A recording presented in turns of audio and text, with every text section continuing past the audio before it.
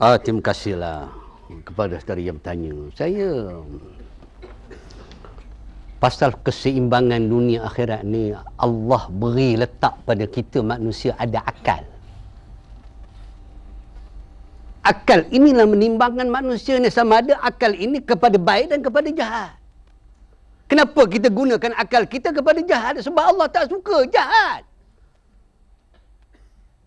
Allah letakkan kepada kita, tuan-tuan, wabtaghi fima atakallahu ad-daral akhirah wa la tansa nasibaka minad dunya wa ahsin kama ahsanallahu ilaik wa la tabghil fasada fil ard innallaha la yuhibbul mufsidin. Ingat, Allah beri ingat kepada kita, pegang. Kamu hidup dunia, pegang akhirat dulu. Sebab akhirat kekal.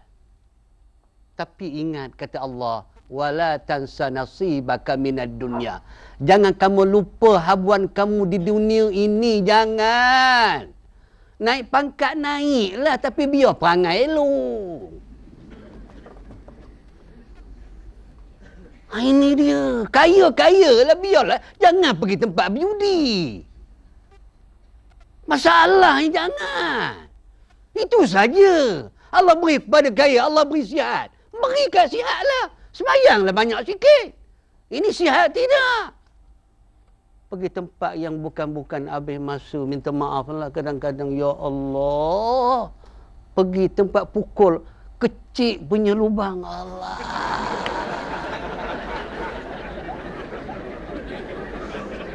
Daripada jauh nak pukul masuk lubang kecil. Buat apa habis masa.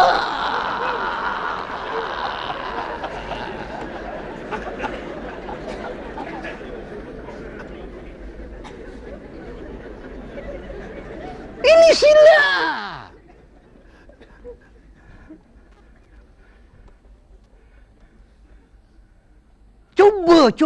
Cuba minta maaf. Ini bukan saya. Tentera Amai lah. Bukan.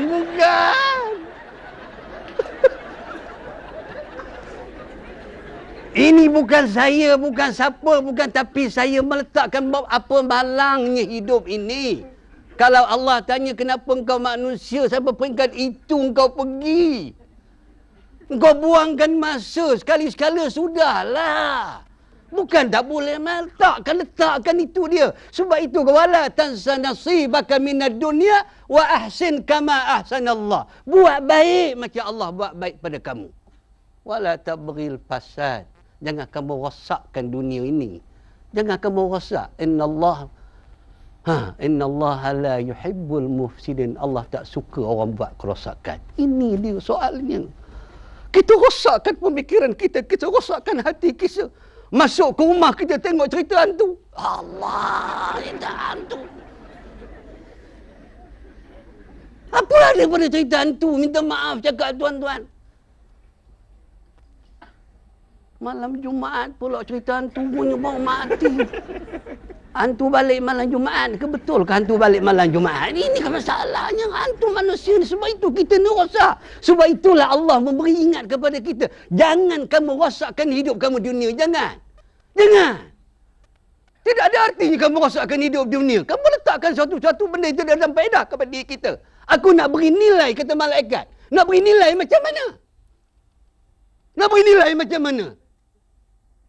Sebab itulah Rasulullah ditanya kepada oleh sahabat, ya Rasulullah, apakah kalimah yang Allah suka dalam dunia ini? Kalimah yang Allah suka dalam dunia, apa dia kalimah? Rasulullah menjawab secara ringkasnya, sebutlah 5 perkataan. Subhanallah, walhamdulillah, wala ilaha illallah, wallahu akbar, wala hawla wala quwwata illa billahillah. Jangan sebut la hawala wala ilaha. Malaikat pun tercengang. Mampus bodoh. Yang Allah suruh sebut la haula wala. Yang manusia sebut la hawala wala. Malaikat kata mana satu? Pergi jumpa Allah. Kalau dia masa pukul bola kecil masuk lubang tu boleh sebut tu. Kalau dia sebut alhamdulillah, syukur. Kalau semula dia nak mula bismillah, alhamdulillah, syukur. dia pegang bola bismillah. Mana ada? Ha? Makan pun belum tentu bismillah. Makan pun belum tentu. Wallahu a'lam. Terima kasih Dok. Muslimin muslimat sekalian, maknanya bukanlah tak boleh exercise, bukanlah tak boleh main golf, main pukul bola kecil masuk lubang kecil tu kan. Tetapi bila tiba waktu semayang, jaga. Ini sebenarnya ya Datuk nak bagi peringatan itu bila waktu Zuhur, waktu Asar, Maghrib, sebab dia main bola yang bola kecil tu dia main sampai ke tengah malam. Ya, jadi jangan lupa tu tanggungjawab kita kepada Allah, main-main juga. Ya, tapi tanggungjawab jangan sampai kita muflis dunia dan akhirat. Baik, kita ada seorang lagi yang nak menyampaikan ataupun bertanya soalan tu, saya persilakan. Bismillahirrahmanirrahim. Assalamualaikum warahmatullahi taala wabarakatuh. Waalaikumsalam warahmatullahi Yang berbahagia wabarakatuh. Prof dan ahli panel sekalian. Ya, Saya Osman bin Ismail dari Daripada? bahagian Pengurusan Sumber Manusia Kementerian Pertahanan. Berapa lama dah kat sini? Dekat Kementerian Pertahanan saja dah 18 tahun. Selalu pernah main golf ke?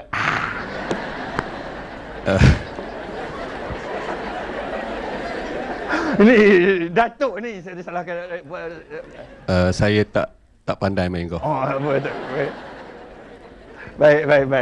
Sila. Okey, soalan saya, dalam Islam kita sering mendengar katanya dunia dikelek, akhirat dijunjung. Jadi bagaimana kita hendak mendapatkan kedua-duanya sekali? Baik. Terima kasih. Terima kasih. Memang soalan memang bagus-bagus ni. Dr. Sharifah cuba respon. Cuma sayang dia tak main bola kecil tu. Dr. Sharifah. Cuba jawab apa tu. Baik, Alhamdulillah, satu pernyataan yang sangat baik sekali. Inilah sebenarnya yang kita tidak buang kedua-duanya atau ambil salah satu. Yang kita sebut di awal tadi, bila mana dunia itu kita kelek, tetapi yang kita letakkan keutamaan kita dalam kita mencari dunia ini juga adalah rahmat Allah, keberkatan Allah dengan menjunjung akhirat kita. Dalam kita melakukan perkara ini, satu perkara asas yang kadang-kadang kita semua tidak dapat nafikan, bahawa kita ini terdedah dengan kealpaan, kelalaian, kesilapan dan kesalahan sepanjang hidup kita. Ada dosa, ada kekurangan yang kita lakukan.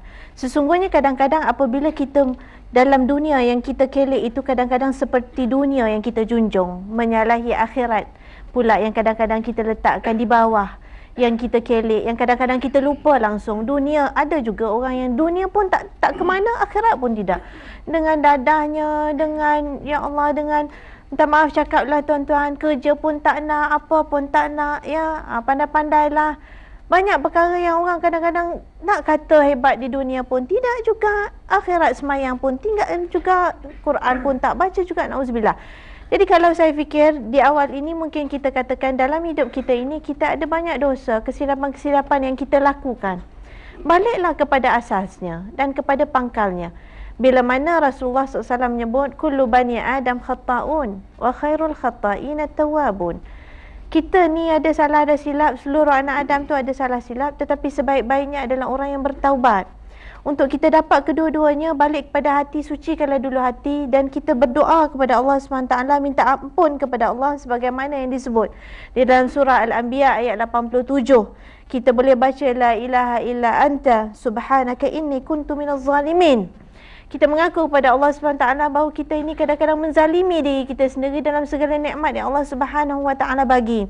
Sebab itulah tuan-tuan dan puan-puan sekalian, kita diajarkan di dalam Al-Quran dan juga Nabi SAW mengajar kepada kita doa-doa untuk dapat dunia, dapat akhirat. Satu caranya, bersihkan hati kita, bertaubatlah kita dan kita panjatkan doa kepada Allah SWT. Doa pendek yang selalu orang kalau imam baca doa, bila tang sampai doa ni, dia lega. Dia kata doa nak habis dah. Dia kata Rabbana atina fid dunya hasanah wa fil akhirati hasanah wa qina azabannar. Tak kata ustaz kadang-kadang imam baca doa panjang benar, perut dah lapar, baru balik kerja maghrib, nak balik rumah makan, panjang berbenar doa. Ya tuan-tuan, bila sampai je imam baca Rabbana atina, nak habis dah. Taqabbalallahu minkum. Tak habis lagi. Rabbana atina fid dunya hasanah wa fil akhirati hasanah wa qina azabannar. Dunia kita minta baik, akhirat juga kita minta baik. Sebab itu tuan-tuan, kalau kita baca doa Rasulullah sallallahu alaihi wasallam yang nakkan kedua-duanya, nakkan supaya hidup itu menambah kebaikan dan akhirat itu nanti menjadi tempat kita jauh daripada keburukan. Kan tuan-tuan biasa juga mendengar dan biasa membacanya. Kalau saya boleh peringatkan je sikit untuk kita, ya, bagaimana Rasulullah sallallahu alaihi wasallam berdoa daripada hadis yang diriwayatkan oleh Abu Hurairah. Doa Rasulullah sallallahu alaihi wasallam, Allahumma aslih li dinil ladzi huwa ismatu amri. Jadikanlah agama kita itu sebagai pegangan perkara-perkara dan kehidupan kita. Agama mesti jadi prinsip. Bila agama jadi prinsip kita, barulah akhirat kita junjung. Begitu Rasulullah berdoa, wa aslih li dunyaya allati fiha ma'ashi. Kita nak dunia, jadikan, selamatkan, peliharakan dunia tempat aku hidup. Wa aslih li akhirati allati fiha ma'adi. Selamatkan, pulihkan, elokkan, cantikkan akhirat kita, tempat kita bersama-sama dengan Allah SWT kita kembali.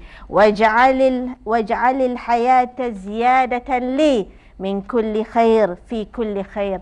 Jadikan dunia kita itu tempat kita tambah kebaikan. Waj'alil mauta rahatan li min kulli syarr. Nanti kita mati, jadikanlah mati kita itu sebagai tempat kita rehat daripada segala keburukan-keburukan. Jadi tuan-tuan, lawan kepada muflis itu dah disebut oleh Rasulullah sallallahu alaihi wasallam dengan 4 mim juga. Kalau muflis dengan mim muflis atau m muflis, Rasulullah menunjuk cara dan jalan untuk lawan kepada muflis itu. Jadilah mim muslim, jadilah mim mukmin, jadilah mim muhajir, jadilah mim mujahid. Muslim itu man saliman nas bilisani wa yadi. Orang muslim orang selamatkan orang dengan mulutnya, dengan tangan dia. Al-mu'min man amanahu an-nas bi anfusihim wa amwalihim. Orang mukmin dia mengamankan orang dengan harta dia dan jiwa dia. Dua untuk orang. Al-mujahid, orang yang mujahadah dirinya fi ta'atillah, untuk taat kepada Allah. Al-muhajir, orang yang berhijrah daripada keburukan kepada kebaikan. Jadi tuan-tuan, puan-puan, insya-Allah dunia kita kelek, akhirat kita junjung. Jadilah 4M yang disebut tadi, bukan M muflis. Wallahu alam. Terima kasih Dr. Sharifah. Kita ingatkan juga kepada penonton di rumah, setiap hari Khamis malam Jumaat, Datuk dah sebut tadi, pilihan nada, forum perdana ataupun cerita hantu. Kalau pilih juga cerita hantu, saya tak tahu nak buat apa dah dengan penonton kita bila bercakap tentang tajuk muflis di dunia, bankrupt di akhirat. Kita kembali selepas ini. Saudara penonton, jangan ubah channel TV itu, terus setia bersama forum perdana Ehwal Islam.